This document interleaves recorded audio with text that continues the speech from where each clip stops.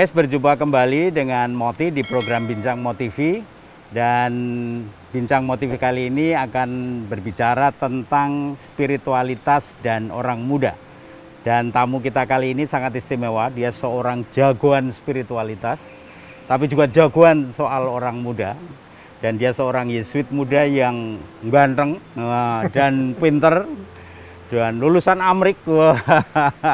Dan bidangnya adalah bidang teologi, dan dia mendapatkan doktornya di Amerika, di Santa Clara, Amerika. Dan bersama saya akan membahas tentang spiritualitas dan orang muda. Maka saya perkenalkan teman saya, Romo Mutiara Andalas. Wala Moti. Sehat-sehat Romo? Sehat. Selamat pagi ini dan terima kasih waktunya. Sama-sama, untuk bisa kesempatannya. ngobrol-ngobrol. Ya. Baik Romo, sebelum masuk, Romo kenalan dulu, namanya, asalnya dari mana, dan sekarang bekerja apa? Saya Mutiara Andalas. Ya. Orang muda biasanya lebih akrab dengan Andalas. Andalas, oke. Saya dari kota kecil Karanganyar, Solo. Karanganyar, Solo, oke. Saya lulusan dari Jesuit School of Theology di Berkeley, yang berafiliasi dengan Santa Clara University di California. California. Bukan guys dari Amrik guys. Made in America. Made in America. Oke. Sekarang berkarya di Sanata Dharma. Di Sanata Dharma, betul. Apa saja tugasnya di Sanata Dharma? Base camp saya di kampus 5 di Prodi Pendidikan Keagamaan Katolik. Ya. Lalu selain itu kesana kemari dari kampus 1 sampai kampus 4 juga. Ngajar macam-macam, pendidikan agama salah satunya. Lalu teologi moral, lalu etika profesi, filsafat ilmu pengetahuan. Tetapi yang Romo dulu pelajari di Amrik itu teologi apa sih? Teologi yang termasuk anyar ya, baru, yaitu teologi sistematik, secara khusus teologi narasi. Jadi teologi dalam dialog dengan sastra, musik, film, dongeng. Saya jadi tahu kenapa Romo Mutiara ini sekarang seneng film gitu, seneng sastra. Itu kaitannya dengan teologi. Betul. Teologi sistematik, teologi apa tadi spesifikasinya? Sastra. Teologi sastra, betul. Wah, ini menarik sekali. Baik, Romo ini di Universitas Sanata Dharma di Jogja. Selain menjadi dosen juga dipercaya untuk mengelola pusat studi Ignatian. PSI gitu. Itu apa sih pusat studi Ignatian dan kerjaannya apa? Sanata Dharma itu universitas Yesuit yang menghidupi spiritualitas Ignatian. Lalu pusat studi Ignatian itu pentingnya apa sih? Mungkin seperti sebuah pertunjukan musik ya. Ada main vokal, dan PSI itu adalah backing vokalnya ya. Ada main vokal, ada backing vokal. Jadi show-nya akan megah kalau backing vokalnya bagus. Jadi universitas yang ada backing vokalnya, ada cita rasanya spiritualitas Ignatian. Baik Romo, kalau ngomong soal spiritualitas ya, spiritualitas itu kan masalah kedalaman ya, masalah yang di dalam, interior gitu ya. Sementara universitas, pendidikan itu kan seringkali akal budi, dan selain itu juga hal-hal yang kelihatan di luar gitu ya. Sebenarnya apa sih pentingnya spiritualitas dalam dunia pendidikan? Mungkin untuk generasi yang lebih senior ya, saya ngambil contoh itu kayak mungkin kalau kita punya HP gitu ya. Kalau generasi sepuh itu biasanya casingnya itu ya dari tokonya ya. Sehingga itu memang jadi casing aja, aksesoris yang kurang terlalu penting. Tetapi kalau untuk orang muda, casing itu sepenting HP-nya. Maka spiritualitas Ignatian itu sebenarnya sepenting pendidikan yang kita selenggarakan terutama untuk orang muda. Gitu. Jadi ini sangat cocok dengan apa yang saya pelajari di dunia komunikasi. Zaman now itu ground itu tidak kalah penting dari figurnya. Betul. Itukah spiritualitas orang muda? Betul. Jadi biasanya ini ya menurut saya agak salah kaprah ya kalau misalnya mengatakan orang muda itu cuman suka yang permukaan yang surface gitu ya. Anak muda itu seneng loh yang dalam-dalam juga. Oke. Gitu ya. Oh, orang muda itu juga punya kedalaman dan mereka suka itu ya. Hanya sayangnya spiritualitas itu seringkali ditampilkan dalam bahasa yang nggak anak muda banget. Oke, jadi spiritualitas kalau kita dengar itu jadi sangat serius, berkerut kening gitu ya. Iya, dan kadang-kadang sosoknya tua ya. Oke. Nah, padahal mereka perlu kita dekati dengan cara yang lebih kekinian ya. Maka saya kira ini tantangan besar sih, termasuk di universitas ya, bagaimana spiritualitas itu masuk ke dunia pendidikan dan secara khusus masuk dalam dunia orang muda. Romo, sebelum masuk ke spiritualitas orang muda dan spiritualitas Ignatian, sebetulnya kita pengen ngerti nih supaya penonton tidak salah tangkep gitu ya. Spiritualitas itu apa sih sebetulnya? Supaya tidak salah tangkap, spiritual itu lalu seolah-olah yang bisa meramal, yang bisa lihat yang serem-serem itu. Ini kan pasti beda kan ya? Nah, apa itu spiritualitas? Mungkin ini ya, jarak antara spiritualitas dengan hidup sehari-hari sendiri perlu kita dekatkan. Karena spiritualitas itu seringkali menjadi perbincangan yang terlalu jauh ya dari hidup sehari-hari. Padahal spiritualitas itu ada dalam hati kehidupan sehari-hari itu ya. Jadi kita melihat realitas secara lebih mendalam. Sebenarnya disitulah sebenarnya spiritualitas ya. Nah, kalau kaitannya tadi saya kembali lagi ke tadi seorang muda. Orang muda itu kan sering dicap permukaan gitu ya. Tetapi orang muda ternyata di mata Romo nih bisa melihat yang dalam-dalam. Gitu ya. Nah, dan seringkali orang menangkap spiritualitas itu wilayahnya orang tua, orang yang mungkin mau meninggal gitu ya, lalu mendekatkan diri pada Tuhan. Lalu itu kaitannya sering dengan salah kaprah juga, spiritualitas adalah agama. Apa bedanya spiritualitas sama agama itu? Iya, buat saya yang istimewa kalau kita ngobrol dengan orang muda itu adalah cintanya yang besar, kerinduannya yang besar. Ya. Dan kalau misalnya kita merujuk ya salah satu mistikus dalam Islam, Rumi, dia mengatakan bahwa kerinduan itu bisa membawa kita pada Allah. Nah, orang muda itu jalan masuknya kepada Allah itu adalah lewat kerinduan, lewat cintanya yang berkobar-kobar. Mungkin itu juga termasuk pengalamannya putus, ya hubungannya digantung. Nah, itu sebenarnya bisa kita bawa untuk hubungan kita dengan Tuhan. Kadang-kadang gitu juga. Kalau selama masa pandemi ini mungkin hubungannya LDR mungkin ya. Agak social distancing gitu. Long distance relationship. Baik, saya jadi tertarik nih. Gimana Romo menjelaskan hal yang rumit itu, yang spiritualitas yang seringkali orang menangkapnya dengan kecurigaan bahwa ini dalam dan nggak sulit ditangkap, itu bagaimana bisa ditangkap orang sederhana? Mengenal bahasa orang muda ya. Saya selama beberapa waktu gitu saya biasanya coba Google, search ya gitu, vokabuler apa yang sekarang ini dihidupi oleh orang muda. Dan spiritualitas perlu masuk dalam vokabuler itu. Kalau enggak, memang spiritualitas akan menjadi sebuah wilayah yang asing, berjarak dari orang muda, bahkan mungkin nggak dikenal ya. Dengan kata lain, Romo harus selalu up to date gitu ya? Iya. Harus mengenal bahasa-bahasa orang muda dan masuk ke dalamnya. Mungkin agak ekstrim ya, tapi kalau saya buka koran pagi hari, yang saya lihat pertama adalah film hari itu apa. Film hari itu, oh ini sangat duniawi.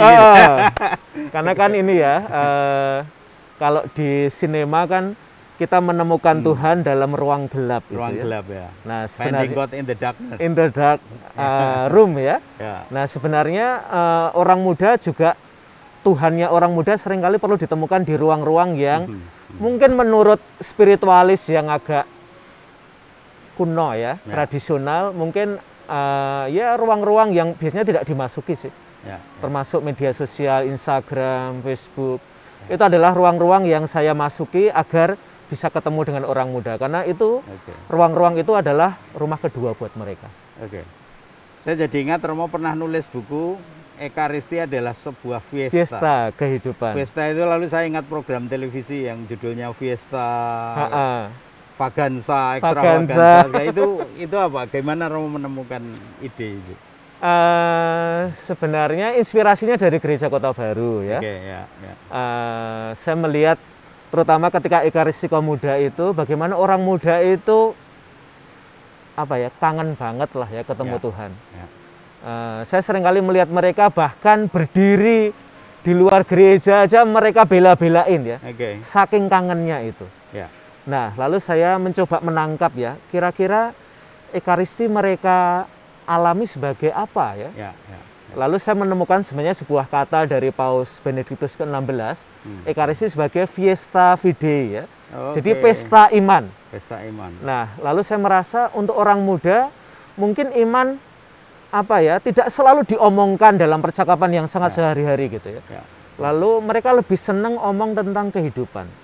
Maka saya kemudian merumuskan Ekaristi sebagai fiesta kehidupan. Wah ini menarik sekali ya, dan apa ya, seperti menurunkan sesuatu yang kita itu melihat sangat tinggi lalu menjadi sangat sehari-hari gitu ya. Betul. Dan gini, apa komentar Romo? Sekarang ini kan liturgi orang seperti mau kembali ke sekitar altar gitu. Dan seringkali orang hanya sampai di ini benar nih salah.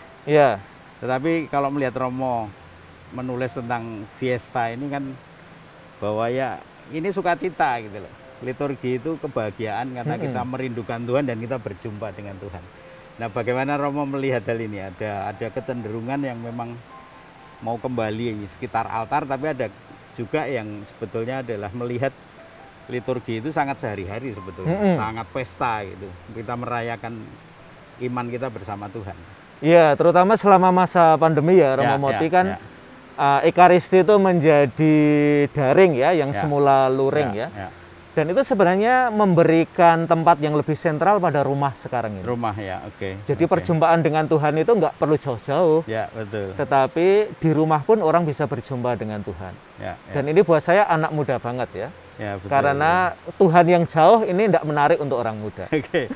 Jadi sekarang itu gereja itu down to earth, betul, karena gereja itu di rumah gitu ya. Gereja Tuhan itu sekarang sekali klik ya. Sekali klik gitu. Asal kita bisa connect, sinyalnya kuat, kita bisa ketemu ya. Dan buat saya itu yang sangat dirindukan oleh orang muda. Ketemu dengan Tuhan itu tidak butuh macam-macam. Yang dibutuhkan adalah aku dan kamu. Dan itulah sebenarnya ya persahabatan, cinta itu tidak membutuhkan banyak kata, banyak abjad dalam hidup kita ya. Cinta dengan Tuhan hanya membutuhkan 2 abjad dalam hidup kita, yaitu I and you. I and you. That's it. Sesimpel itu. Ini menarik sekali. Ini saya dulu nggak dapat pelajaran kayak gini. Sekarang dapat dari Romo Mutiara Andalas ini. Keren. Baik Romo, ini sekarang kita masuk ke spiritualitas Ignatian. Nah, sebelum masuk ke situ sendiri sebenarnya bagaimana sih Romo meringkas spiritualitas Ignatian itu apa? Pokok-pokok pentingnya apa? Iya, kalau kita melihat baca koran, mungkin melihat situasi di Indonesia itu agama itu dipersepsikan ya seringkali dengan hal-hal yang kaku, menghukum dan macam-macam gitu ya. Juga melihat dunia seringkali buruk ya. Jadi agama itu ya dalam bahasa orang muda omongannya itu tidak ya. Atau tidak boleh. Nah, sementara spiritualitas Ignatian itu melihat dunia secara sangat positif ya. Dan kita diajak untuk bareng-bareng Tuhan ya, kerja sesuatu biar dunia kita itu lebih baik, lebih humanis. Nah, sebenarnya spiritualitas Ignatian menurut saya kekuatannya di situ ya, menemukan Tuhan dalam keseharian hidup. Dan ketika melihat ada persoalan di dunia kita, lalu spiritualitas Ignatian menggerakkan terutama orang muda ya untuk ikut tidak hanya jadi pengamat, tetapi jadi terlibat di dalam. Jadi finding God in all things itu betul. Jadi dasar dari spiritualitas Ignatian. Baik, kita sama-sama Yesus jadi ngerti itu ya. Saya pura-pura tanya ya. Tapi saya kira bagus diringkas untuk para pemirsa MOTV bahwa pokoknya adalah finding God in all things, dan dunia itu adalah ya ladang di mana Tuhan juga berkarya untuk keselamatan umat manusia itu. Nah, sekarang ini di serikat kita sedang digalakkan Universal Apostolic Preferences UAP. Dan salah satu poinnya adalah berjalan bersama orang muda lah intinya, menemani orang muda. Nah, sebetulnya pertanyaan saya sebenarnya ada apa dengan orang muda? Apakah perlu ditemani gitu ya? Mengapa serikat Yesus melihat bahwa pendampingan orang muda ini sebagai suatu yang sangat penting dan sampai dijadikan referensi untuk kerasulan serikat Yesus?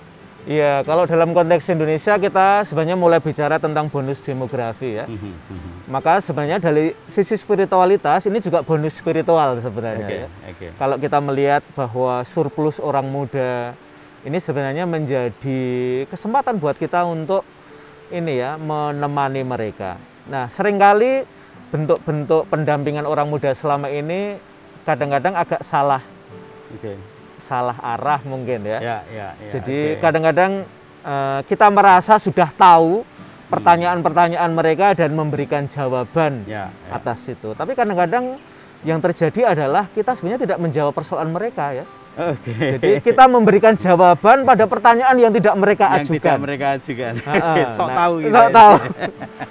Maka biasanya sebelum kita buat sesuatu dengan orang muda, kita perlu berada di antara orang muda semua. Be with them dulu ya, sebelum kita work for them gitu ya. Rumusannya itu kan menarik ya, apa berselancar dengan orang berselancar muda. Dengan orang muda. Apa sih maknanya itu ya?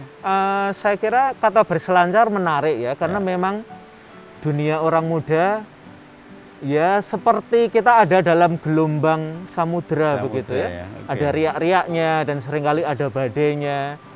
Mungkin kalau orang muda sekarang banyak omong tentang insecure, lalu juga broken home, lalu relasi yang apa ya, komitmennya pendek.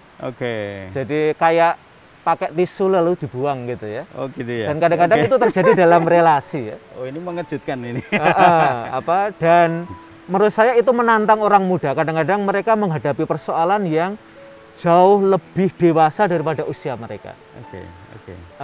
Nah, banyak orang muda sebenarnya punya support system ya. Mereka biasanya ngobrol dengan teman, tapi kadang-kadang karena sebaya mereka belum bisa untuk keluar dari persoalan itu. Maka pendampingan sebenarnya masuk karena itu ya. Jadi selain pendampingan sebaya, ada juga pendampingan yang agak sebaya. Itu biasanya misalnya saya atau Moti dengan orang-orang muda itu agak sebaya ya. Kita nggak seumuran, tapi kita masih bisa connect. Wah, ini kata-kata yang penuh makna ya. Baik Romo, terima kasih. Kita ngobrol-ngobrol, kita cukup sekian, tapi jangan pergi dulu, kita masih akan lanjut. Selanjutnya dengan orang muda dan spiritualitas, terutama spiritualitas Ignatia. Saya pamitan dulu. Guys, itu tadi pembicaraan saya dengan Romo Mutiara Andalas tentang spiritualitas dan orang muda. Kita masih akan berlanjut dengan spiritualitas Ignatian dan orang muda. Maka kita masih akan berjumpa lagi dengan Romo Mutiara Andalas tentang spiritualitas dan orang muda. Sampai jumpa.